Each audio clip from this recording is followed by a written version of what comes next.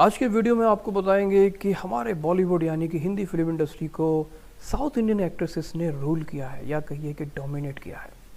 Video शुरू करने से पहले अगर आप हमारे चैनल पर पहली बार आए हैं तो इस वीडियो को लाइक करने के साथ साथ चैनल को सब्सक्राइब जरूर करें, क्योंकि हम लेके आते हैं आपके लिए इसी तरह के इंटरेस्टिंग वीडियोस। शुरुआत करते हैं 50s और 60s के दशक से। 50 और 60s के दशक की एक बहुत ही कद्दावर एक्ट्रेस थी वैजयंती माला। वैजयंती माला तमिलियन थी। ये तमिल की आयनर ब्राह्मण फैमिली से बिलोंग करती थी। वैजयंती माला बेहद खूबसूरत थी। इनकी बड़ी बड़ी आंखें दर्शकों के दिल में उतर जाती थी। खूबसूरती के साथ साथ एक अच्छी एक्ट्रेस और एक बहुत अच्छी डांसर भी थी, और यही कारण था कि बड़े बड़े एक्टर्स और डायरेक्टर्स इनके साथ काम करते थे। और इसी का नतीजा था कि इन्होंने संगम, मधुमती, ज्वेल थीफ, देवदास, नया दौर, गंगा जमुना, गंवार, प्यार ही प्यार और डॉक्टर विद्या जैसी ढेर सारी सक्सेसफुल मूवीज़ में काम किया।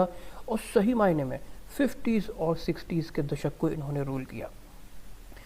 उसके बाद जब 70s के दशक की शुरुआत हुई तो 70s के दशक में एक बार फिर से साउथ इंडियन एक्ट्रेसेस ने अपना डोमिनेंस बरकरार रखा, और 70s के दशक को डोमिनेट करने वाली थी दो एक्ट्रेसेस, हेमा मालिनी और रेखा।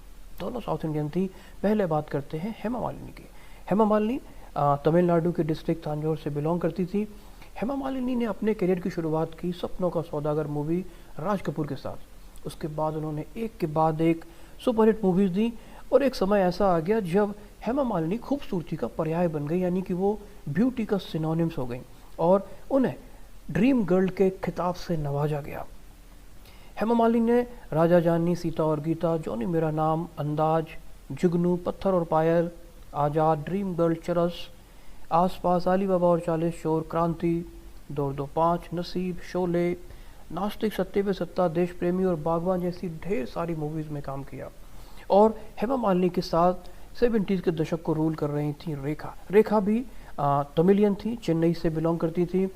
रेखा जहाँ एक तरफ बेहद खूबसूरत थी, वहीं ये भी बहुत अच्छी डांसर थी, और उन्होंने अपनी एक्टिंग स्किल्स को टाइम के साथ बहुत इम्प्रूव किया। रेखा की जोड़ी खासतौर से अमिताभ बच्चन के साथ पसंद की गई, और उन्होंने बहुत सारी हिट मूवीज़ एक साथ थी, जिसमें सुहाग, गंगा की सौगंध, मिस्टर नटवरलाल, दो अनजाने, राम बलराम, मुकद्दर का सिकंदर, सिलसिला और अलाप।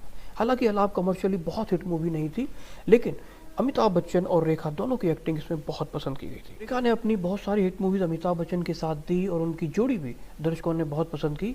लेकिन रेखा अमिताभ बच्चन के ऊपर डिपेंडेंट नहीं थी। रेखा ने उमराव जान, उत्सव, अगर तुम ना होते, खूबसूरत, बीबी हो तो, ऐसी ऐसी कई सारी हिट मूवीज़ दी। रेखा का बॉलीवुड में एक ऐसा स्टेचर था कि वो irrespective of hero hit movie देती थी, यानी कि अपने दम पे वो हिट मूवीज़ देने की काबिलियत रखती थी। तो 70s का दशक रूल किया रेखा और हेमा मालिनी ने। 80 का दशक शुरू हुआ तो एक बार फिर साउथ की दो एक्ट्रेसेस आई और वो छा गई, और उन्होंने 80 के दशक को रूल किया। उसमें थी जयाप्रदा और श्रीदेवी। पहले बात करते हैं जयाप्रदा की। जयाप्रदा आंध्र प्रदेश के राजामुंड्री से बिलोंग करती थी, और जयाप्रदा अपनी सादगी और अपनी खूबसूरती के लिए जानी जाती थी। जयाप्रदा की खूबसूरती के बारे में सत्यजीत रे, जो कि ऑस्कर अवार्ड विनर डायरेक्टर थे, उन्होंने एक बार कहा था कि जयाप्रदा ना सिर्फ इंडिया की बल्कि विश्व की सबसे खूबसूरत महिला है, सबसे खूबसूरत एक्ट्रेस है। जयाप्रदा ने शराबी, मकसद, संजोग, सिंदूर, ऐलान जंग, आज का अर्जुन, आखिरी रास्ता, सरगम, तोहफा, मुद्दा तो स्वर्ग से सुंदर जैसी बहुत सारी हिट मूवीज़ दी, और 80 के दशक को उन्होंने रूल किया। और जयाप्रदा के साथ थी श्रीदेवी। श्रीदेवी तमिलियन थी, ये मद्रास स्टेट की मीनम पट्टी से बिलोंग करती थी। श्रीदेवी एक फिनोमिनन बन के आई हिंदी फिल्म इंडस्ट्री में, और श्रीदेवी ने हिंदी फिल्म इंडस्ट्री में जो सफलता देखी वो उनके पहले किसी भी एक्ट्रेस ने हिंदी फिल्म इंडस्ट्री में नहीं देखी थी। श्रीदेवी एक तरफ जहाँ बेहद खूबसूरत थी, वहीं बहुत अच्छी डांसर भी थी, और हर तरह के रोल करने में कैपेबल थी।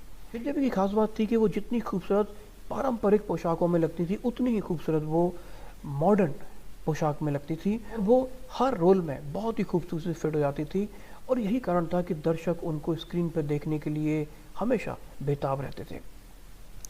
श्रीदेवी ने धर्म अधिकारी, कर्मा, तोहफा, मवाली, हिम्मत वाला, राम अवतार, इनकलाब, फरिश्ते, आखिरी रास्ता, खुदा गवाह, इंग्लिश विंग्लिश और गुमराह जैसी बहुत सारी हिट मूवीज़ थी, लेकिन वो मूवीज़ जिन्होंने श्रीदेवी को सही मायने में श्रीदेवी बनाया वो थी नगीना, मिस्टर इंडिया और चांदनी। इन मूवीज़ की अपार सफलता के बाद श्रीदेवी हिंदी फिल्म इंडस्ट्री की नंबर 1 एक्ट्रेस बन गई और उनको हिंदी फिल्म इंडस्ट्री का पहला फीमेल सुपरस्टार कहा जाने लगा। श्रीदेवी ने वो सफलता देखी हिंदी फिल्म इंडस्ट्री में जो उनसे पहले किसी भी एक्ट्रेस ने नहीं देखी थी। और 80s का पूरा दशक श्रीदेवी और जया प्रदा ने रूल किया। तो 80s के दशक में जहां श्रीदेवी और जया प्रदा छाई हुई थी, वहीं 90s के दशक में साउथ इंडिया से एक ऐसी एक्ट्रेस आने वाली थी जिसने खूबसूरती की परिभाषा ही बदल दी, और वो एक्ट्रेस थी ऐश्वर्या राय। ऐश्वर्या राय कर्नाटका मैंगलोर से बिलोंग करती हैं। ऐश्वर्या राय जिस समय हिंदी फिल्म इंडस्ट्री में आई उस समय वो एक जाना पहचाना चेहरा थी, क्योंकि वो मिस इंडिया के रनर अप थी और उसके बाद वो मिस वर्ल्ड का खिताब जीत के आई थी। रीता फारिया के बाद वो दूसरी भारतीय महिला थी जिन्होंने मिस वर्ल्ड का खिताब जीता था। और मिस वर्ल्ड का खिताब जीतने के साथ साथ वो बहुत सारे एडवर्टीजमेंट कर चुकी थी। उन्होंने अपने फिल्मी करियर की शुरुआत की जीन्स और प्यार हो गया जैसी मूवी से। हालांकि मूवी सफल नहीं रही, लेकिन इन मूवी की असफलता के बाद भी ऐश्वर्या राय के करियर पे कोई फ़र्क नहीं पड़ा, उनकी पॉपुलैरिटी पे कोई भी फ़र्क नहीं पड़ा, क्योंकि दर्शक ऐश्वर्या राय को देखने के लिए हॉल में जाते थे। उसके बाद आई हम दिल दे चुके सनम। इस मूवी से ऐश्वर्या राय के फिल्मी करियर ने एक नई उड़ान ली और इस मूवी के साथ ऐश्वर्या ने बताया कि वो खूबसूरत होने के साथ साथ अब एक अच्छी एक्ट्रेस बनने के राह पे भी चल पड़ी हैं। और उसके बाद आई ताल, धूम 2, जोधा अकबर, मोहब्बतें, रोबोट, उमराव जान, ए दिल मुश्किल और देवता जैसी बहुत सारी उन्होंने हिट मूवीज़ दी। 90s का दशक सही मायने में ऐश्वर्या राय ने रूल किया। उनकी खूबसूरती का आलम यह था कि बॉलीवुड के साथ साथ हॉलीवुड भी उससे अछूता नहीं रहा।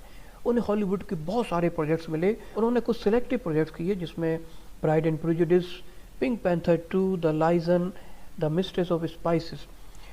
हालांकि ऐश्वर्या राय का हॉलीवुड का करियर, हॉलीवुड की जर्नी बहुत सफल नहीं रही, लेकिन उनकी खूबसूरती के सभी कायल रहे, सभी दीवाने रहे।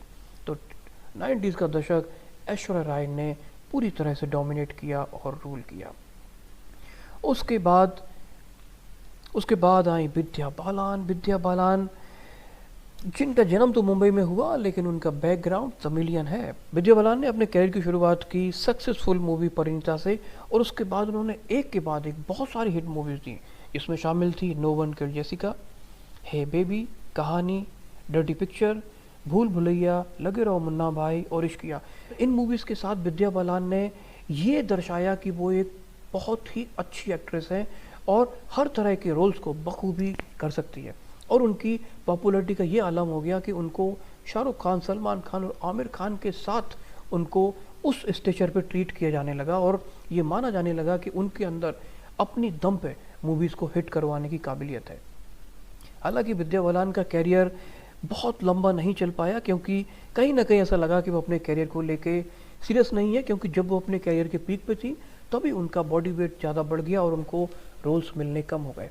चलिए आगे बढ़ते हैं इस वीडियो में। 2000 के दशक में एक और साउथ इंडियन एक्ट्रेस आई जिसने बहुत ही धमाकेदार अपनी एंट्री की, और वो थी आसिन।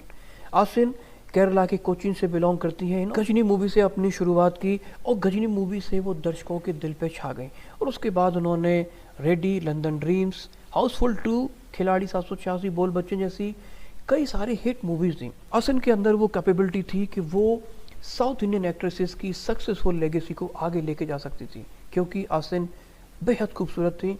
उनके अंदर एक ज़बरदस्त स्क्रीन प्रेजेंस भी था, बहुत ही confident screen presence. Ghajini movie में आमिर खान जैसे जमे हुए एक्टर के साथ जब वो काम कर रही थी तो कई सीन्स में वो आमिर खान पे भारी दिखी। आसिन के अंदर वो कैपेबिलिटी थी कि वो अपने करियर को बहुत लंबा लेके जा सकती थी, लेकिन उन्होंने प्रेफर किया अपनी पर्सनल लाइफ को और शादी करके वो सेटल हो गई और उन्होंने बॉलीवुड को बाय बाय कर दिया। आसिन की ही तरह एक और एक्ट्रेस जिन्होंने बहुत ही धमाकेदार एंट्री की, लेकिन अपने करियर को ज़्यादा लंबा नहीं ले जा पाई, और वो थी जेनेलिया डिसूजा। जेने डिसूजा का जन्म तो मुंबई में हुआ, लेकिन ये भी मैंगलोरियन है, ये भी साउथ इंडियन है। जाने तू या जाने ना मूवी से शुरुआत की, मूवी बहुत सफल रही, लोग इनमें बहुत संभावनाओं को देखने लगे। उसके बाद उन्होंने कुछ सक्सेसफुल मूवीज़ दी, लेकिन इन्होंने भी अपने करियर को ज़्यादा तवज्जो नहीं दी और रितेश देशमुख के साथ शादी करके अपना घर बसा लिया।